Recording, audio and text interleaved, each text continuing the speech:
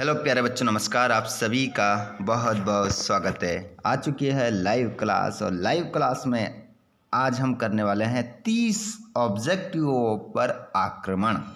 जी हाँ बच्चों, आप लोगों ने सही सुना है। 30 ऑब्जेक्टिव सही विकल्प वाले सही कर लो।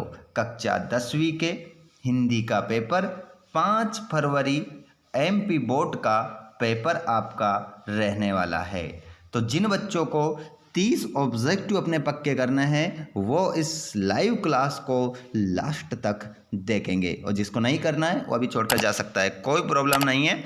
एक से एक दमदार वीडियो और शानदार वीडियो आप लोगों को डेली प्रोवाइड करवाया जा रहा है। जिसको पढ़ना है पढ़ लीजिए।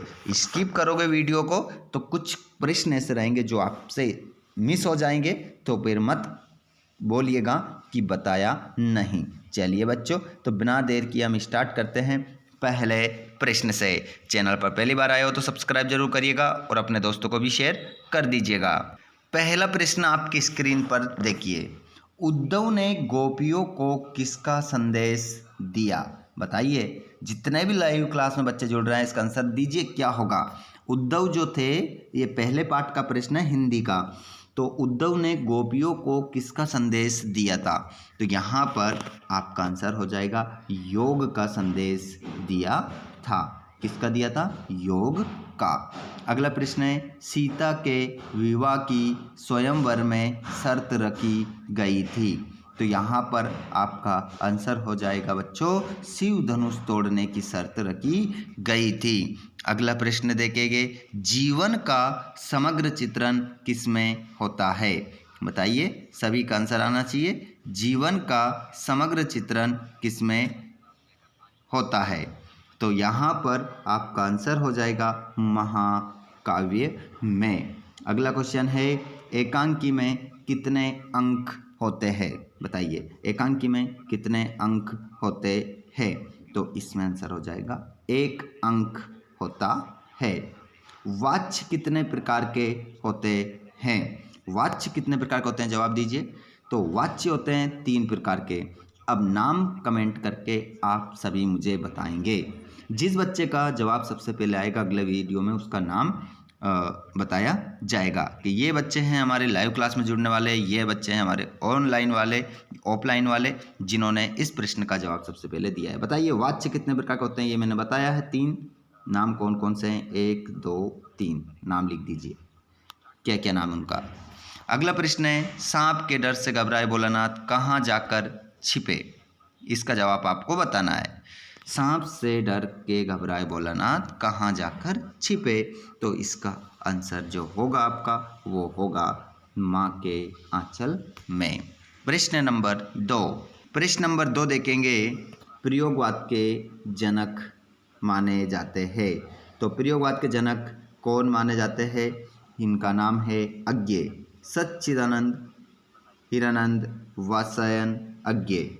ठीक है, क्या नाम है बच्चों? अज्ञेय इसमें आप लिखोगे। प्रयोगवाद के जो जनक माने जाते हैं वो अज्ञेय माने जाते हैं। अगला प्रश्न है, श्रृंगार रस का स्थायी भाव है।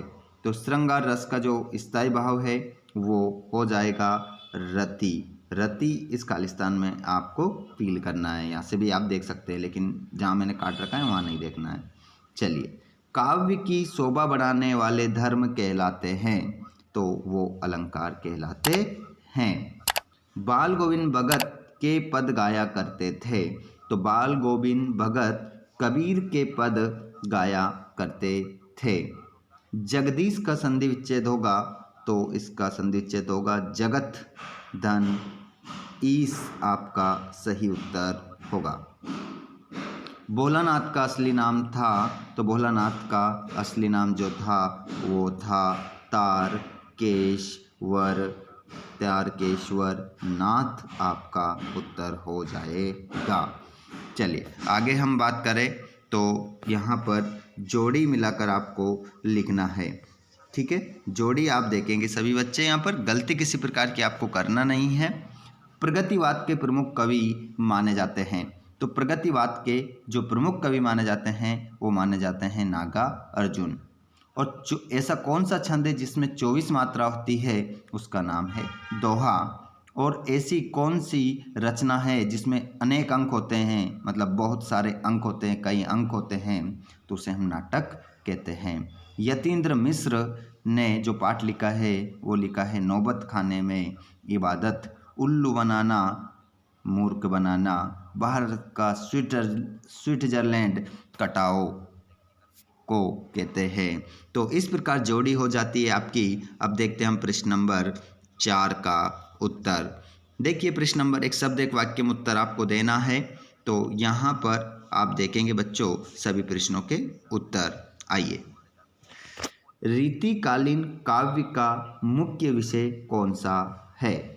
ठीक है, तो यहाँ पर रीतिकाल के जो कवि हैं उन्होंने सबसे ज़्यादा महत्व किसको दिया है? तो श्रृंगार वर्णन। आंसर क्या लिखोगे? क्योंकि रीतिकाल को हम श्रृंगार काल भी कहते हैं, तो श्रृंगार वर्णन आप इसका उत्तर लगाएंगे। श्रृंगार पर उन्होंने सबसे ज़्यादा ध्यान दिया है, श्रृंगार का वर्णन ज़्यादा किया है। संचारी भावों की संख्या कितनी मानी गई है? तो इसका आंसर क्या हो जाएगा? 33 आपका आंसर हो जाएगा, या आप ऐसे भी लिख सकते हैं 33, ऐसे भी लिख सकते हैं। अगला प्रश्न है, नेताजी की मूर्ति पर सरकंडे का चश्मा किसने लगाया? तो नेताजी की मूर्ति पर सरकंडे का चश्मा किसने लगाया? तो नेताजी की मूर्ति पर सरकंडे का चश्मा किसने लगाया होगा? ठीक है, तो यहाँ पर आप लिखेंगे किसी गरीब बच्चे ने। इसका आंसर क्या हो जाएगा? किसी गरीब बच्चे ने लगाया होगा। अगला, हाथ मलना का क्या अर्थ है? तो हाथ मलना का अर्थ है क्रोध करना या क्रोधित होना आप लिख सकते हैं। अगला प्रश्न, शब्द शक्ति के कितने प्रकार होते हैं? तो बच्चों शब्द शक्ति के कितने प्रकार होते हैं? आंसर हो जाएगा 3। शब्द शक्ति के 3 प्रकार होते हैं, नाम बताइएंगे आप। सभी बच्चों का कमेंट आना चाहिए। शब्द शक्ति 3 प्रकार की होती है, नाम आप मुझे कमेंट बॉक्स में बताएंगे। भोलानाथ सिसकना क्यों भूल गए? भोलानाथ सिसकना क्यों भूल जाता है? तो इसका आंसर होगा अपने साथियों को देखकर।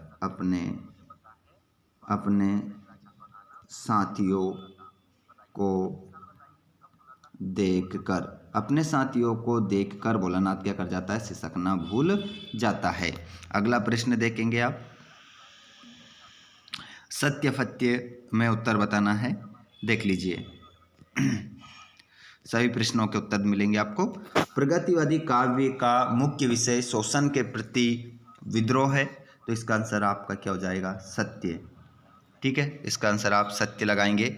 जिसके बाद में आप देखिए, वीर रस का स्थायी भाव क्रोध है, तो इसका आंसर क्या हो जाएगा? सत्य। तो मुझे बताइए सभी बच्चे, वीर रस का स्थायी भाव क्या होगा? देखता हूं कितने बच्चों का सही जवाब आता है। बिस्मिल्लाह खां हिंदू मुस्लिम एकता के समर्थक थे, सत्य। अगला प्रश्न, स्थानवाचक क्रिया विशेषण से क्रिया के काल का बोध होता है। स्थानवाचक क्रिया विशेषण से क्रिया के काल का बोध होता है, असत्य। इसका आंसर भी क्या हो जाएगा? चौथे का आंसर भी असत्य हो जाएगा, क्योंकि स्थानवाचक क्रिया विशेषण से क्रिया की जगह का पता चलता है, स्थान का पता चलता है। मैया ने हल्दी पीसकर भोलानाथ के गाहों पर थोपी, सत्य। इसका आंसर क्या होगा? सत्य होगा, थोपी थी। अगला प्रश्न, लेखक की प्रत्येक रचना श्रेष्ठ होती है, तो इसका आंसर भी क्या होगा? सत्य होगा। जरूरी नहीं श्रेष्ठ होगी, असत्य आंसर आप लगाएंगे। तो बच्चों आपका जो मैंने बताया था 30 ऑब्जेक्टिव वस्तुनिष्ठ बताऊंगा मैं आप लोगों को, तो वो हमारे क्या हो गए हैं? पूरे हो गए हैं। अब मैं आप लोगों के लिए फिर और भी ऐसे प्रश्न लेकर आने वाला हूं 2 नंबर के 3 नंबर के अगली लाइव क्लास में। तो आप सभी जिन बच्चों ने चैनल को सब्सक्राइब नहीं करा है, सभी को चैनल को सब्सक्राइब करना है और घंटी के बटन को ऑल पर कर लेना है, ताकि आपको वीडियो सही समय पर मिल सके। जब लाइव क्लास आए तब आपको मिल जाए। तो बच्चों मैं आप लोगों को कहना चाहूँगा, जितने भी हमारे दोस्त हैं, कि आप सभी एक बार अपने दोस्तों को, अपने सभी भाई बहनों को भी वीडियो को शेयर कर दीजिएगा, ताकि उनको भी वीडियो मिल सके। बच्चों आपका एक भी प्रश्न आउट नहीं होगा अगर वीडियो को आप अच्छे तरीके से देखेंगे। चलिए तो मिलते हैं हम अगले वीडियो में। आप सभी का धन्यवाद। आपका नाम क्या है, आप इस वीडियो को कहाँ से देख रहे हैं और आपका परीक्षा सेंटर कहाँ लगा है, कमेंट बॉक्स में ज़रूर बताइएगा। धन्यवाद। Thanks for watching. जय हिंद।